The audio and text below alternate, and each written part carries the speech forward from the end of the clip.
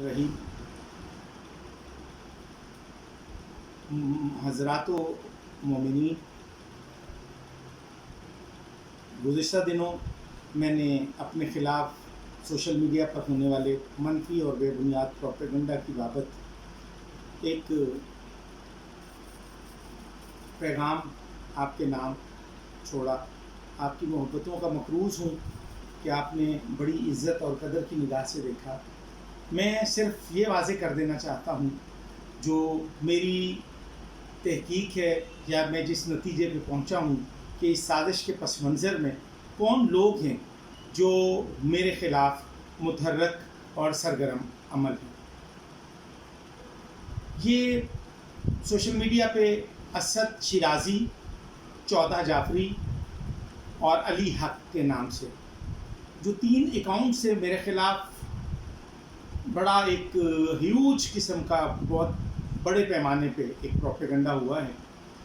इस प्रोपेगेंडे के पस मंज़र में जो लोग हैं, मैं असद शिराज़ी, 14 जाफ़री और अली हक के नाम से जो फ़ेसबुक पे अकाउंट्स हैं, इनके मुतालिक सिर्फ़ ये कहना चाहता हूँ, जो फ़ेसबुक यूज़र हैं वो इस बात पे ध्यान दें कि इन्होंने मिल्लत शिया खैरुल बरिया असना अशरिया के ख़िलाफ़ किस अंदाज से क्या काम किया, कब से किया और किन किन शख्सियात, किन किन उलमा और किन किन तंजीमों के ख़िलाफ़। मसलन कराची में जाफ़रिया अलाइंस पाकिस्तान सरकार अल्लामा अब्बास कुमैली अला मकामुहू, जो तमाम मकातब फ़िक्र में और ये जो हमारे शिया कौम में जो गिरोही तकसीम थी, हर गिरोह में उनको कदर की निगाह से देखा जाता था और उन्होंने इत्तेहाद उम्मत के लिए और बैनुल मोमिनीन इत्तेहाद के लिए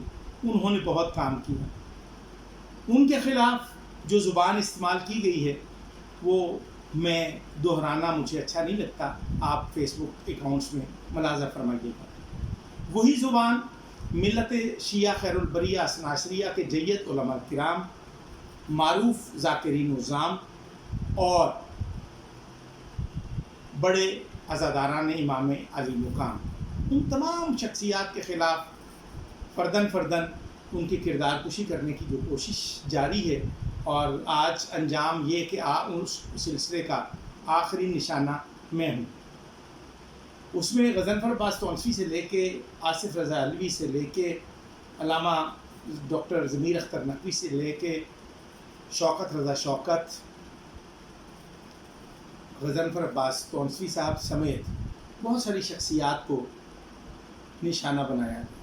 ये निशाना बनाने वाले लोग कौन हैं? आप सिर्फ़ और सिर्फ, मेरी खुशकिस्मती ये है कि मेरे ख़िलाफ़ अगर कोई ABCD आम शिया या जो जिसके साथ मेरा कोई क्लैश था वो प्रोपेगेंडा करता तो मुझे तकलीफ़ शायद ना होती और लोग इस बात को समझते कि ये रज़ा अब्बास नकवी डिफ़ाल्टर होगा, इसमें किसी किस्म की इसकी वो होगी। ये असद शिराज़ी, 14 जाफ़री, मैं बार बार इनके नाम इसलिए दोहरा रहा हूँ चूँकि ये वो लोग हैं जिनकी फ़ेसबुक हिस्ट्री ये है कि इन्होंने शीयत के ख़िलाफ़ काम किया। पाकिस्तान की जो शीयत का चेहरा है वो हमारे मकतब के ख़िलाफ़, हमारे मकतब की शनाख्त शख्सियात को हमेशा इन्होंने निशाना बनाया है।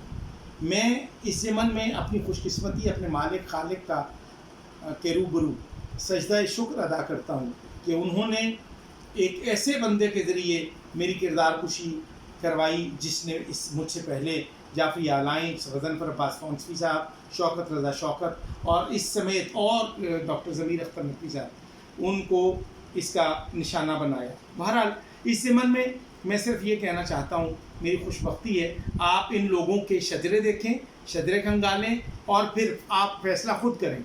मैंने आप अपनी ज़ात को आपके सामने मुहासबे के लिए और मवाख़ज़े के लिए मैंने पेश कर दिया है। जब कभी किसी को मेरी ज़ात के हवाले से कोई वजाहत चाहिए, मैंने उस औरत के नाम हाय मदीहा के नाम से मैंने एक एहतजाजी कलमा कहा और उसको निशाना बना दिया गया। ये मेरे बेडरूम की ज़ाती तस्वीर। इसके अलावा मैं आजकल जो विलायत फ़क़ीह के उन्वान से, विलायत फ़क़ीह के पैरोकार पाकिस्तान में شیعت کے اندر جو سازشیں کرتے ہوئے دکھائی دے رہے ہیں یہ ایک بہت بڑی عالمی سازش ہے.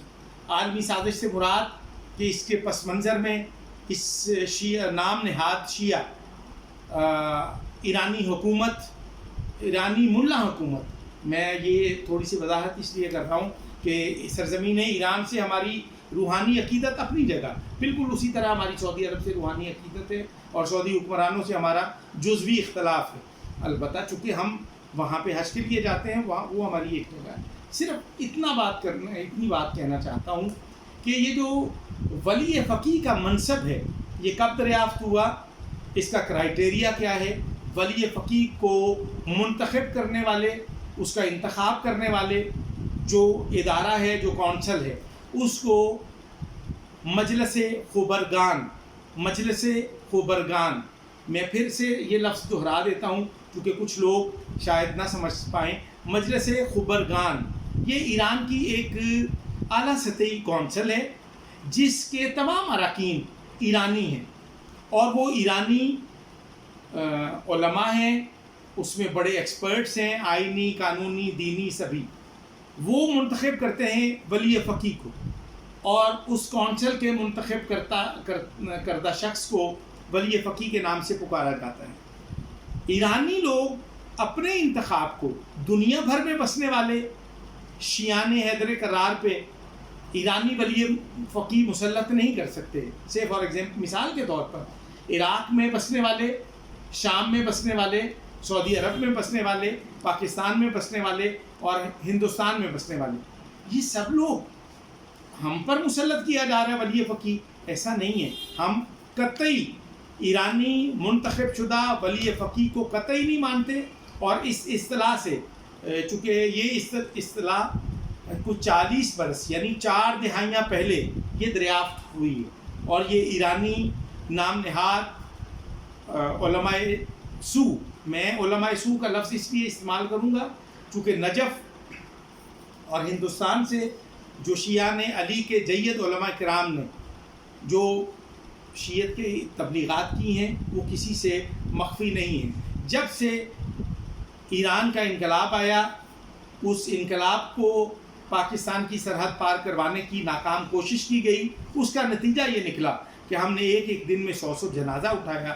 اور مجھے معاف فرمائیے گا، کبھی سوچئے گا کہ پاکستان میں ایران کے انقلاب سے پہلے ملت شیعہ خیر البریہ اثنا عشریہ کا، یعنی کہ مکتب تشیع کا پاکستان میں عزت، وقار اور تکریم کیا تھی. دیگر مسالک اور مذاہب کے لوگ ہماری شخصیات اور ہماری عوام کے ساتھ کس قدر میل جول اور رواداری کے ساتھ ان کا رہن سہن تھا. لیکن جو ہی ایران کا انقلاب نمودار ہوا اور وہاں کے نااہل اور ناعقبت اندیش اور غیر دانشمند قیادت نے، علماء قیادت نے اس انقلاب کو پاکستان کی سرحد عبور کرنے کی ناکام کوشش کی اور نتیجہ یہ نکلا کہ ہمیں سرزمین پاکستان میں شیعان علی کو ایک دن میں 100 جنازہ، ہمارے ڈاکٹرز، ہمارے انجینئر، ہمارے علماء، ہمارے روسا، ہمارے بانیان مجالس، ہمارے عزادار، ہمارے ماتمی، بہت ہمارا نقصان ہوا. تاریخ گواہ ہے. ہم یہ سمجھتے ہیں کہ آج الحمدللہ پاکستان میں بسنے والے شیعان حیدر کرار نے یہ فیصلہ کیا ہے کہ پاکستان میں تشیع کو ایرانی حکومت نے بہت نقصان پہنچایا ہے، لہٰذا ہم اپنے فیصلے خود کریں.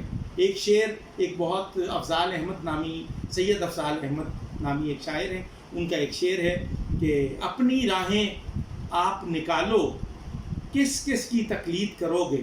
لہٰذا ہم تقلید سے لا تعلقی کا اعلان کرتے ہیں. ہم تقلیدی نہیں ہیں، ہم اخباری ہیں، ہم اصولی نہیں ہیں، ہم بالواسطہ یا بلا واسطہ ہم امام سے توسل کرتے ہیں. اور یہ تقلید کی ایک اور میں بات کر دوں، یہ ولی فقیہ جو ہے یہ بالواسطہ یا بلا واسطہ یہ غیبت امام زمانہ کا انکار ہے. اس کے پس منظر میں کچھ، یہ بڑی لمبی بات ہے، اس میں کچھ علماء، فقہاء اور محققین بیٹھ کے بڑی لمبی بات کر سکتے ہیں. لیکن افسوس یہ کہ پہلے علماء کی بحث علماء کرتے تھے، اب علماء کی بحث جاہلوں نے چھیڑ دی ہے. نتیجہ یہ نکلا ہے کہ بات کا جواب بات سے نہیں، بات کا جواب گالی سے، بات کا جواب گولی سے، اور جس طرح سے مکتب تشیع کے ماتمی عزادار ذاکری نظام اور علماء مذہب حقہ کو لفظ کنجر سے، یہ بڑا کم ایک چھوٹا سا لفظ استعمال کرو، اس سے بڑھ کے اور نامعلوم نہ جانے کیا کیا، وہ سب آپ کے سامنے ہے۔ آپ ان کی گفتگو سے، آپ ان کے پیچھے جو حضرات کار فرما ہیں آپ ان کو محسوس کریں۔ عذراء کرم، یہ باقی باتیں آئندہ چلتی رہیں گی، یہ میرا دوسرا ایک ایپیسوڈ ہے، اور اس کے بعد انشاءاللہ تیسرا بھی آئے گا، چوتھا بھی آئے گا، اور اب ہم یہ سلسلہ جاری رکھیں گے۔ میں نے یہ فیصلہ کیا ہے کہ ایرانی حکومت کی جو پاکستان کے داخلی معاملات میں مداخلت ہے، اس کو ہم نے روکنا ہے، اور ہم ملت تشیع نے یہ فیصلہ کیا ہے کہ ہم صف بندی کریں گے، ہم کندھے سے کندھا ملا کے ماتمی عزادار، روسا اور عمائدین ملت، وکلاء، دانشور، علماء، یہ سب مل کے ایرانی انقلاب کے جو پٹھو ہیں، پٹھو علماء، ان کا ہم راستہ روکیں گے اور ان کو بتائیں گے کہ قائد اعظم محمد علی جناح، جس کا مسلک شیعہ تھا، اور وہ ہمارے ہاتھوں میں قائد اعظم محمد علی جناح کی تصویر ہوگی، اور دوسرے ہاتھ میں سرزمین پاکستان کا سبز ہلالی پرچم ہوگا، اور وہ ہم اس پرچم کی چھاؤں تلے پاک فوج اور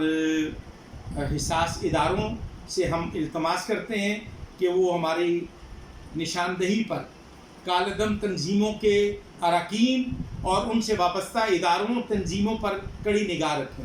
السلام علیکم ورحمۃ اللہ وبرکاتہ۔